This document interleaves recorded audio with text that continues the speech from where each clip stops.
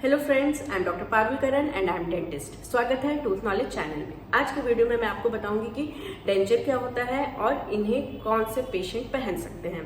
तो देखिए, डेंचर आपको मालूम होगा कि एक पिंक कलर का कुछ आर्टिफिशियल सा चीज होता है जो पेशेंट मुंह में डालते हैं। स्पेशली ये ओल्ड पेशेंट्स में आप देख सकते हैं, आपने अपने ग्रैंड पेरेंट्स को देखा होगा या मूवीज टीवीज में आपने देखे होंगे कि ये जो डेंचर होता है वो मुंह में जो ओल्ड पेशेंट्स होते हैं वो रात को मुंह से निकाल करके पानी में रख देते हैं और फिर सुबह में उसको क्लीन करके वापस से मुंह में डाल लेते हैं। तो ये डेंचर होता है।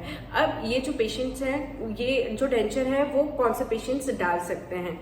तो जो जिनके मुंह में दांत नहीं है, फॉर एग्जाम्पल जिनका एज 50 अबव है या 60 अबव है, 65 अबव है और उनके मुंह में दांत बहुत कम है, सपोज 4 से 5 दांत अच्छे हैं और बाकी जो भी दांत हैं वो टुकड़े टुकड़े कहीं कहीं पे टुकड़े टुकड़े से दांत हैं, तो उस केस में आप जो भी टुकड़े टुकड़े दांत है उसको निकलवा लीजिए और प्लस जो 4-5 अच्छे दांत हैं उसको भी आप निकलवा लीजिए। निकलवा करके आप फिर डेंचर प्रोसेस में जा सकते हैं। आपको निकलवा करके कम से कम 1 महीना वेट करना होगा ताकि आपकी जो मसूड़े हैं वो अच्छे से हील हो जाए। हील हो जाता है उसके बाद ही आपको डेंचर का प्रोसेस स्टार्ट करते हैं। जब आप डेंचर के लिए जाते हैं तो आपको कम से कम 6 से 7 सिटिंग डेंचर्स के लिए लगता है।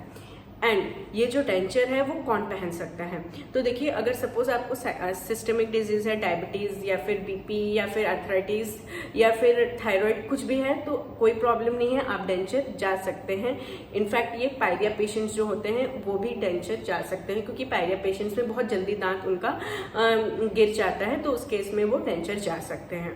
फिर सपोज डायबिटीज है या फिर अर्थराइटिस है तो ये उनमें थोड़ी प्रॉब्लम होती है, क्योंकि उनके जो बोन होते हैं, हड्डी जो होती है वो बहुत जल्दी घिस जाती हैं और बहुत जल्दी पतली हो जाती है। और ये जो डेंचर है, डेंचर बोन हड्डी पे ही सपोर्ट करके आपको ये डेंचर मिलता है। तो जब भी आप इस्तेमाल करेंगे तो आपकी धीरे धीरे जो बोन है वो पतली होते जाएंगी।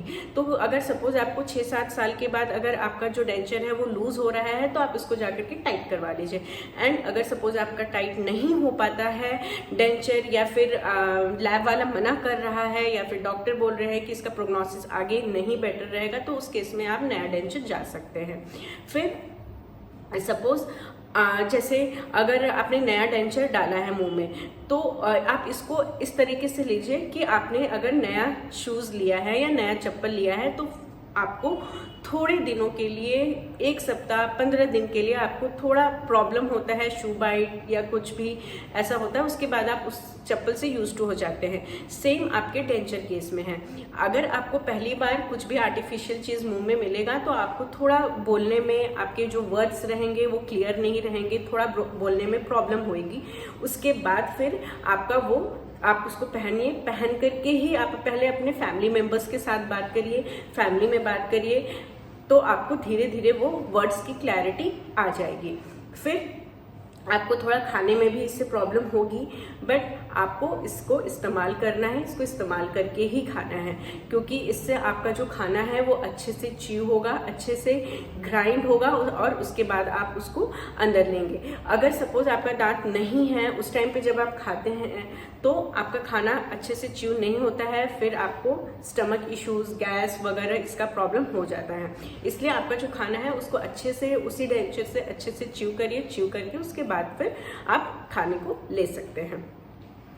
फिर आता है कि इम्प्लांट। यस, आप डेंचर को इम्प्लांट भी करवा सकते हैं, आपको इसमें कोई प्रॉब्लम नहीं है। आप 6 से 7 इम्प्लांट्स जैसे भी डॉक्टर सजेस्ट कर रहे हैं उतने इम्प्लांट्स डलवा करके आप इस डेंचर को वापस से इम्प्लांट करवा सकते हैं। 1 महीना आप इस डेंचर से पहले कंफर्टेबल हो जाइए, फिर इसे डेंचर को आप इम्प्लांट करवा लीजिए। तो आपको स्लिप होने का, जैसे कि आपका जैसे डेंचर है, डेंचर स्लिप होने का बहुत कम चांस हो जाता है, या फिर बोलते बोलते मुंह से बाहर आ रहा है डेंचर तो वो भी आपका कम हो जाता है issues.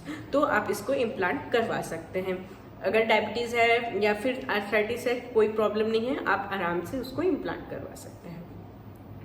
Thank you for listening. कोई भी क्वेश्चन है तो आप मेरे कमेंट बॉक्स में क्वेश्चन करिए, मैं उसका आंसर करने के लिए ट्राई करूंगी। Thank you for listening.